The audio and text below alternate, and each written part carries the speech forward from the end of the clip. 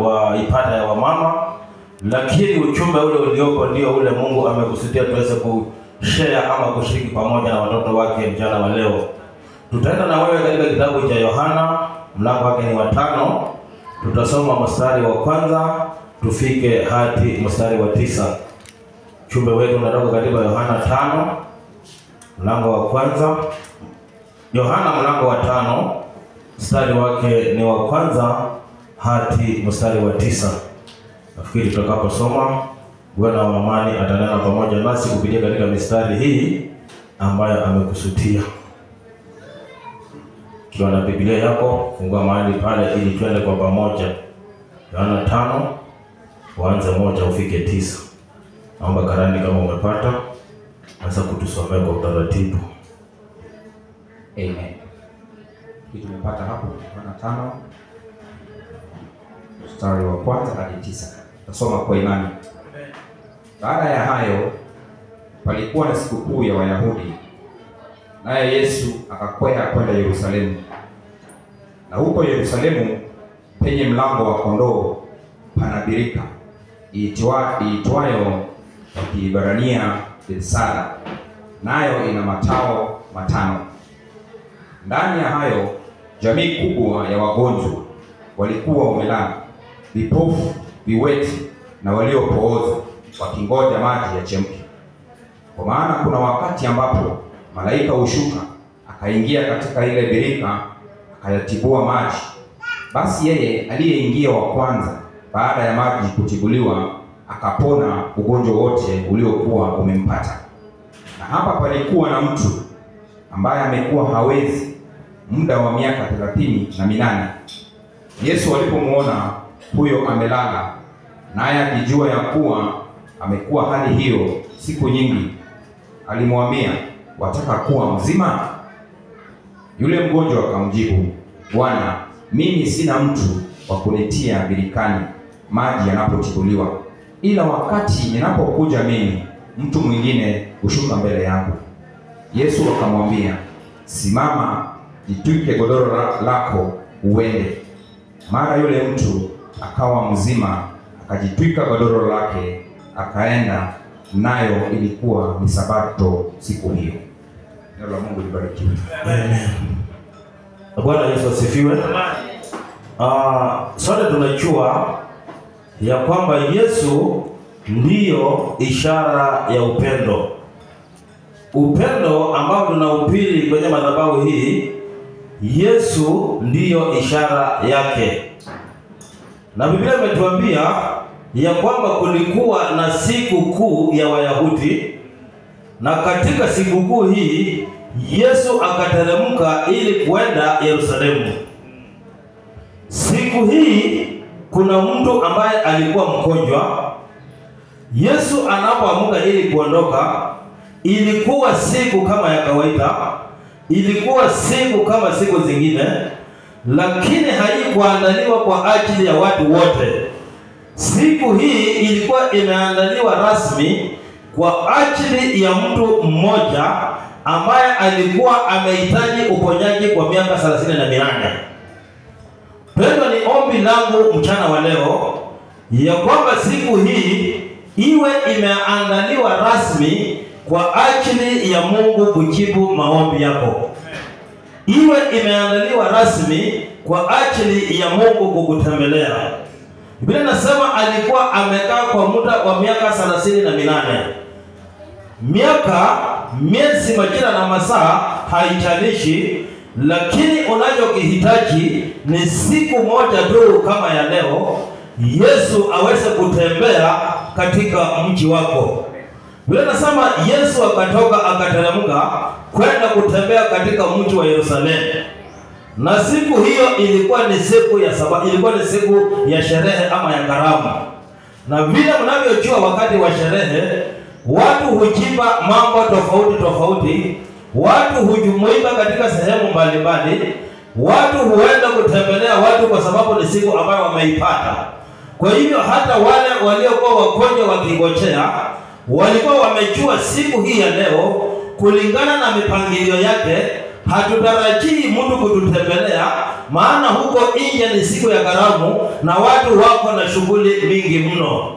Nimekuja kukwambia leo hii ya kwamba wakati hautarajii kutembelewa na mtu wowote, wakati hautarajiwi jambo linaweza kutendeka, wakati umekwisha kata tamaa, hapo ndipo Yesu anashuka.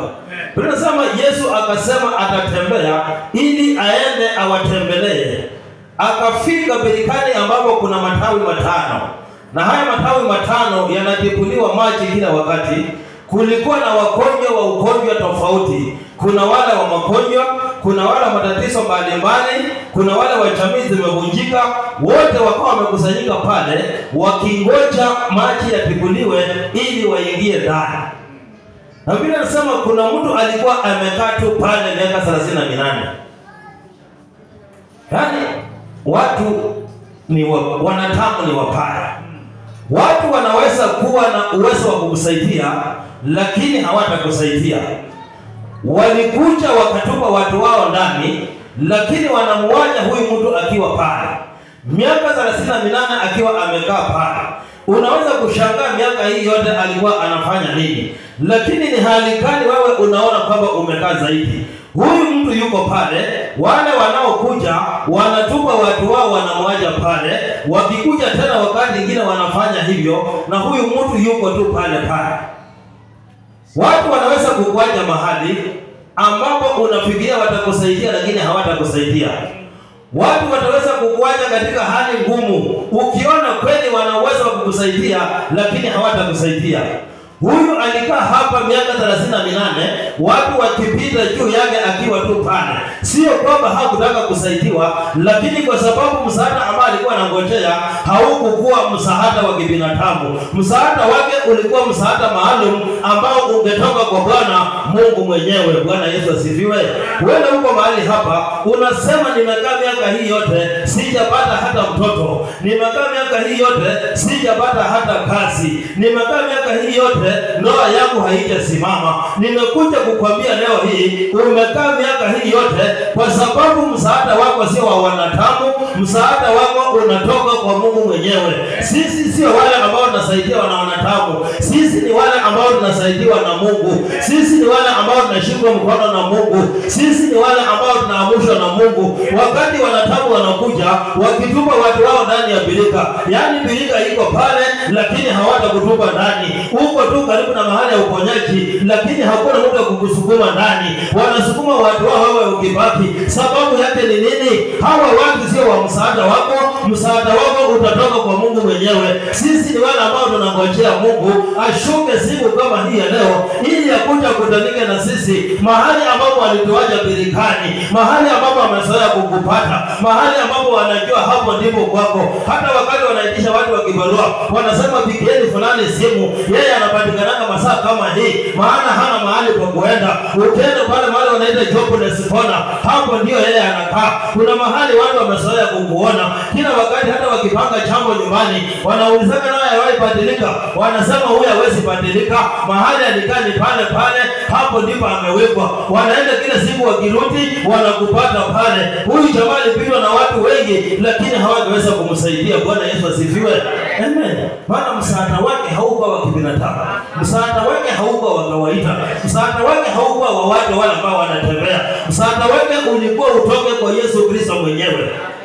Biblia inasema Yesu akashuka pale, akamkuta yule mtu amekaa pale, akamuona kweli huyu mtu yuko. Lakini Yesu akimwangalia hali ambayo ako ndani, sio mtu ambaye amekuja jana, sio mtu ambaye amekuja juzi, sio mtu ambaye amekuja mwaka jana. Huyu mtu ameishi hapa. Yesu akizaliwa jamaa yuko pale, lakini msaada wake utapatikana miaka ngapi? Ni hali gani ambayo huko ndani? Unaona imekufinyilia zaidi, umeona imekuumiza zaidi, unaona hautaweza kutoka ndani. Nimekuja kukwambia leo hii wanadamu wanaweza kukuacha mahali ambapo wanajua hautatoka. Wana uwezo wa kukusaidia lakini hawatakusaidia, maana msaada wao si wa maana. Unangoja mtoto miaka mingi, ukisema jambo hili ni la aina gani? Yesu anasema leo hii ulikuwa unangoja ili yeye mwenyewe ashuke akuja ashughulike na kesi yako. Bwana Yesu asifiwe. Amen. Kuna kesi zingine wanadamu hawezi kushughulikia.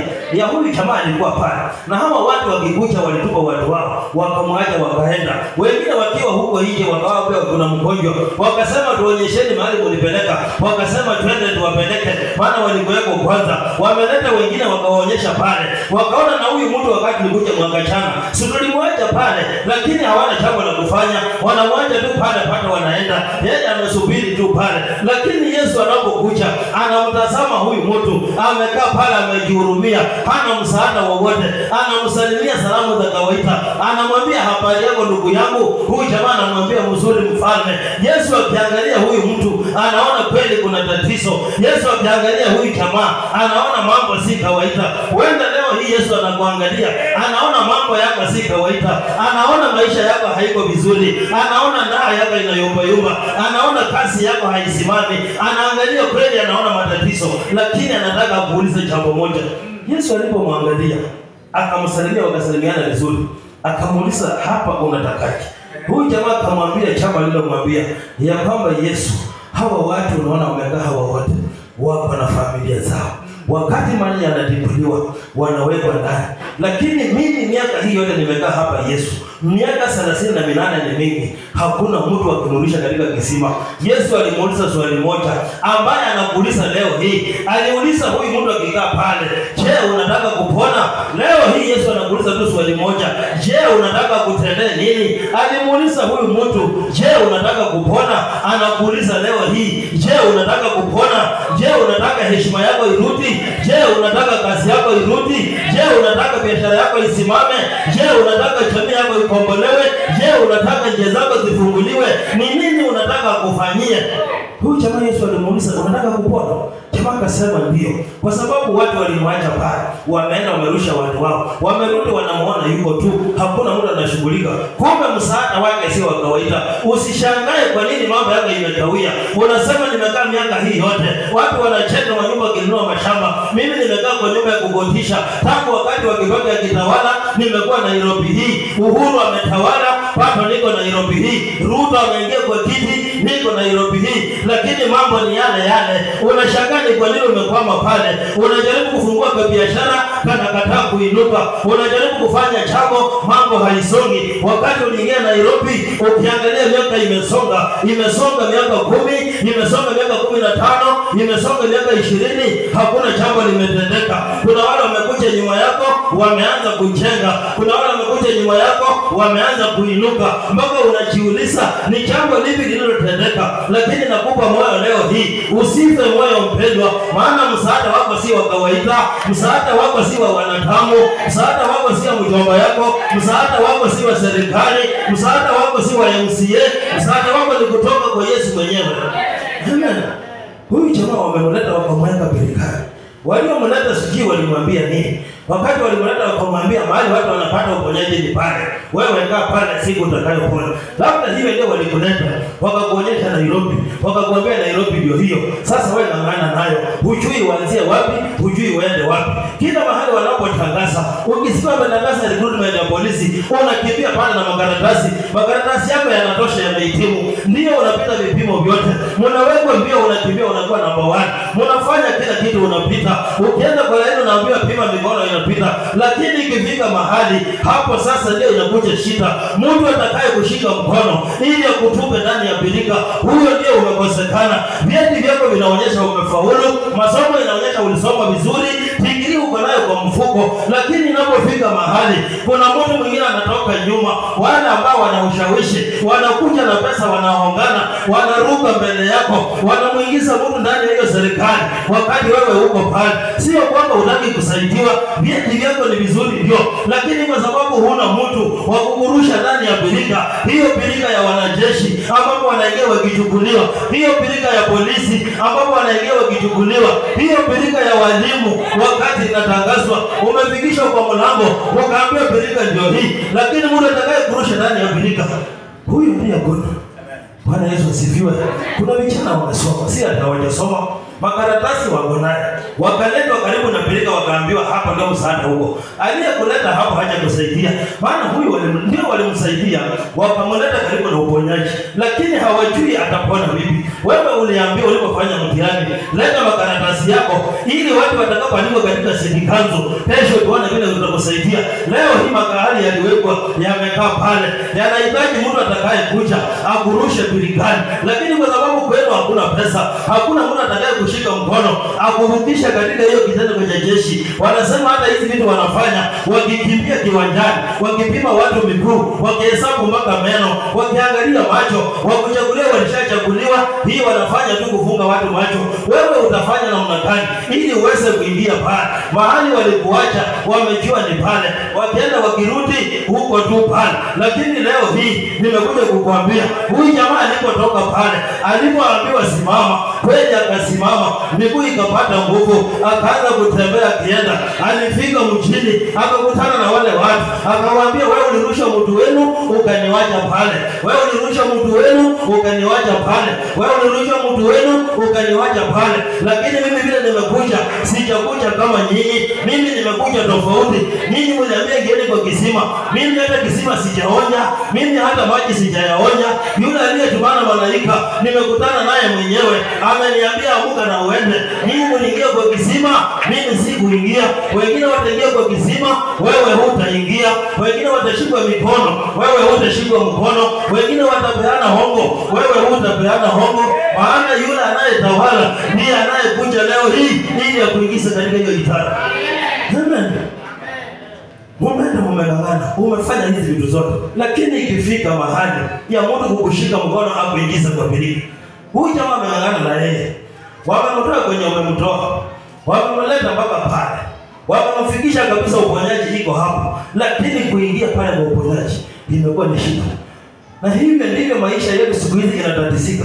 Unapata mtu alikuwa kwa na maisha mazuri, alikuwa kwa na matumaini, lakini kwa sababu kuna mtu mahali aliamua iwe vile ilivyo, akaamua hautaingia pale. Afadhali mtoto akaanguka mtihani, lakini achukue nafasi yako kwa sababu hamuna pesa. Afadhali mtoto akaanguke, lakini aingie. Kuna watu waliingia kwa sababu walikuwa na pesa. Kuna watu waliingia kwa sababu wanashikana mikono na serikali. Kuna watu waliingia kwa sababu wana godfathers huko juu. Ukienda kila mahali unaulizwa unajua nani kwa hiyo ofisi, wewe hujui mtu. Leo hii nataka nikwambie unajua Yesu. Hawa wakijua MCA, wewe unajua Yesu. Hawa wakijua waziri, wewe unajua Yesu. Hawa wakijua rais, wewe unajua Yesu. Watakupata pale. Huyu jamaa alipokuja, watu walimuona, wakashangaa ni huyu, wakamuuliza ni wewe kweli? Ulianza kutembea lini? Ulipona siku gani? Ulifanya haya mambo lini? Nataka nikwambie mpendwa, utakutanika na wao, watakuuliza sasa ulianza kuendesha gari lini? Watakuuliza sasa ulijenga nyumba lini? Watakuuliza sasa ulizaa watoto lini? Maana mahali walikuacha walijua hakuna kitu kitakachotendeka. Umekaa pale sana. Huyu jamaa kaangalia Yesu, akasema, Jesus, I have been here for too long. Miaka 38 ni miaka mingi ukiangalia. Huyu jamaa amejihurumia. Mimi sijui ni miaka ngapi umekaa, lakini kitu kitakachotendeka baada ya Yesu kutoka kilifunika hii miaka 38. Muujiza utakaotokea kwa maisha yako utafunika haya mateso yote. Muujiza utakaotendeka leo hii utaficha hiyo aibu yote. Muujiza utakaoinuka leo hii utafanya watu wakushangae. Huyu jamaa alitendewa jambo, ingawa ameteseka miaka 38. Lakini kile kinachokuja after 38 years kitaandikwa, kitasoma milele na milele. Kitaandikwa, watu watajua, watasimulia watoto wao, watasimulia jamii zao, wataambia watu wengine kulikuwa na mtu mahali fulani.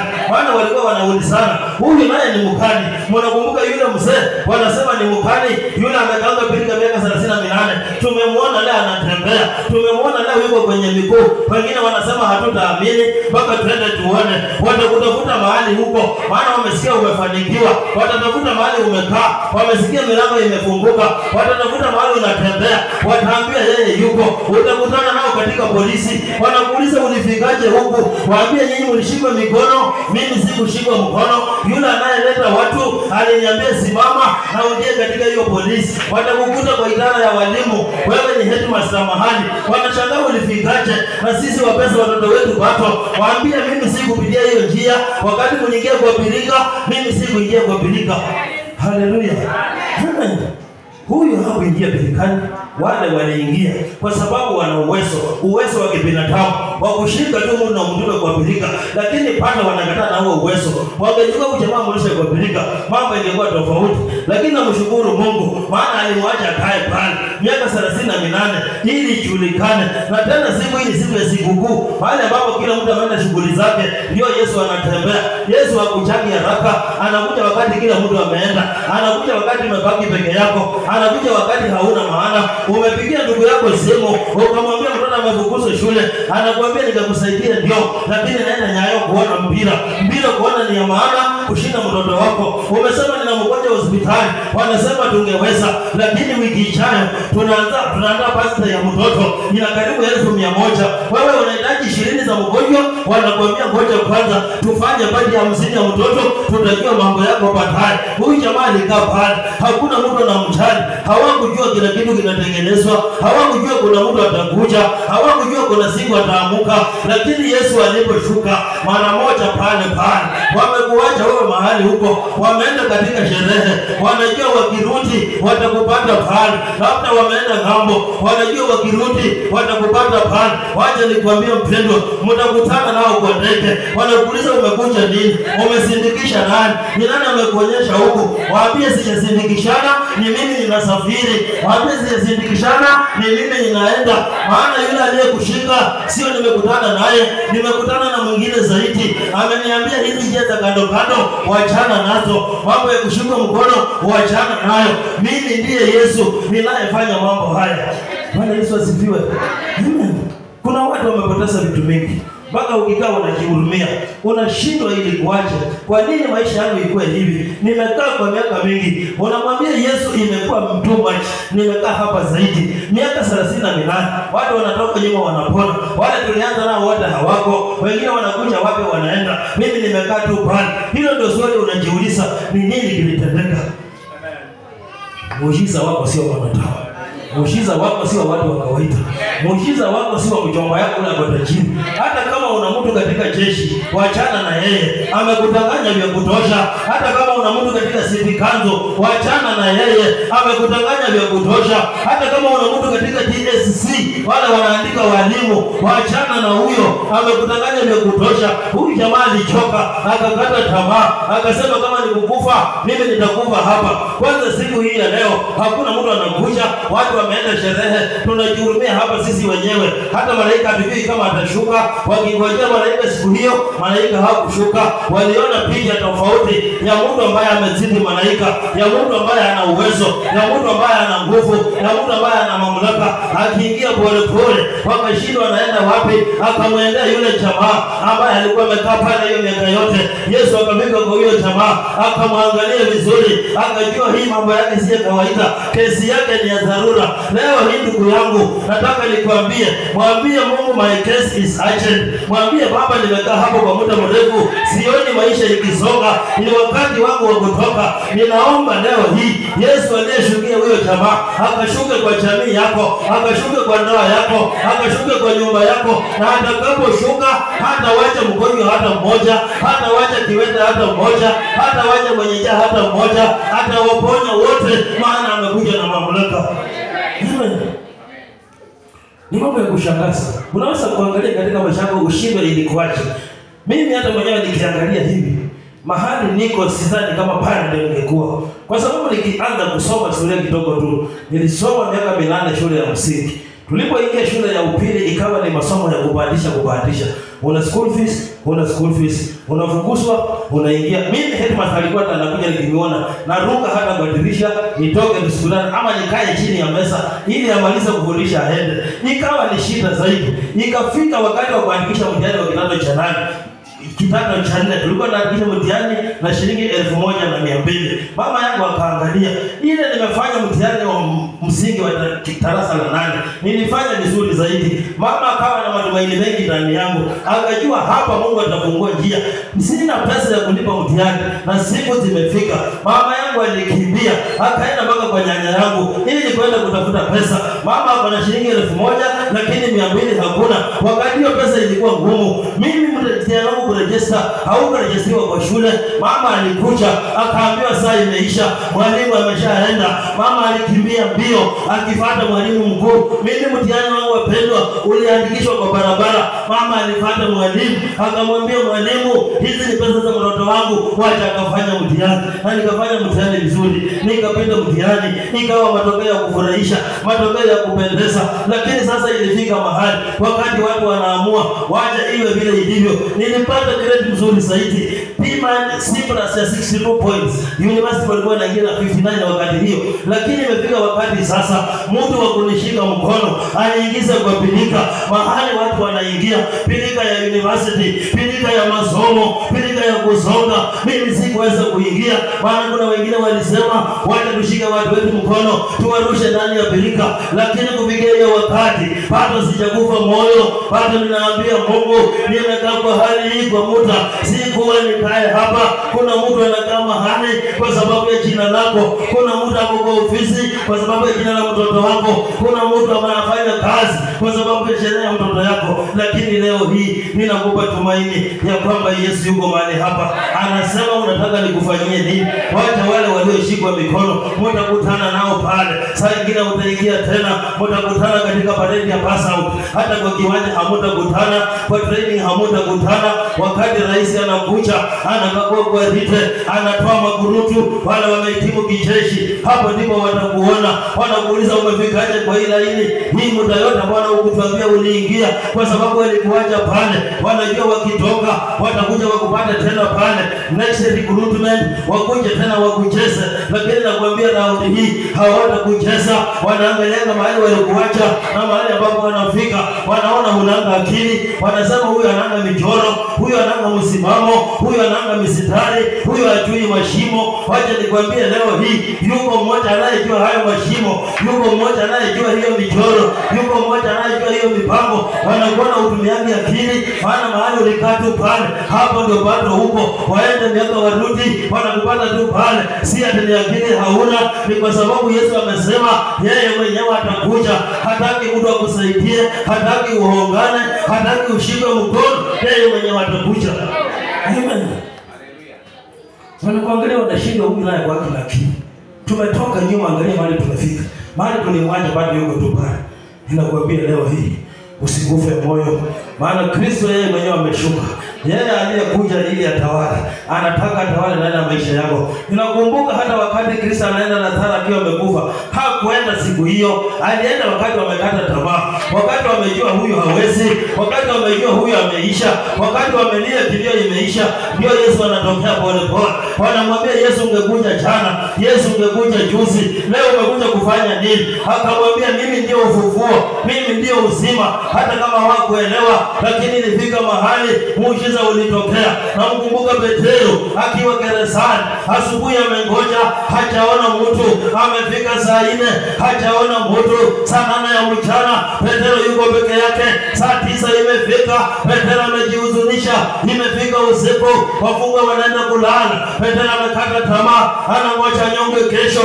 Lakini katika hiyo hali ndio malaika wanatumwa usiku, wanatumwa pole pole. Wanaambiwa endeni sasa. Wakati Petero anatumaini lingine, wanaambiwa endeni sasa, endeni mkamuondoe pale. Hata wewe leo hii wakati unatumaini lingine, mchongo wako alikutanganya, amekuacha pale. Ndugu yako alikutanganya, amekuacha pale. Mwalimu ukoga kuambia, akakuacha pale. Unatumaini lingine sasa, ndio Mungu anaamrisha kutoka mbinguni, endeni mkamwamushe mahali ambapo amelala. Unakuza leo hii, unaambiwa amuka mahali ambayo umelala. Kama ni kwa magonjwa, unaambiwa amuka. Kama ni kwa shida, unaambiwa amuka. Kama ni kwa njaa, unaambiwa amuka. Maana Simba wa Yuda amekuja. Amen. Yesu anayetenda miujiza. Yeye hukuja kwa wakati wako. Mimi sijui ni nini unaangalia kwa maisha yako. Unasema I have been in this situation for too long. Nimekaa kwa hii hali muda mrefu sana. Huyu jamaa alipomwangalia Yesu, karibu hata akasirike, ashangae hii miaka yote 38 ulikuwa wapi kukucha, lakini hakusema hivyo. Yeye alivumilia, akasema kama hii ndio siku yangu, wacha leo nipone. Umejiuliza maswali mengi, umelea watoto wakusaidie, watoto wenyewe huwaoni, lakini leo hii yule anayeshika watu mikono amekuja leo hii. Wengine wakiingia birikani, watoto wako hawataingia birikani. Wengine wakienda kushikwa mikono, watoto wako watapita express, maana wameenda kwa njia ya Kristo, wameenda kwa njia ya maombi. Bwana Yesu asifiwe. Tusimame juu. Huyu ni Kristo ambaye anatenda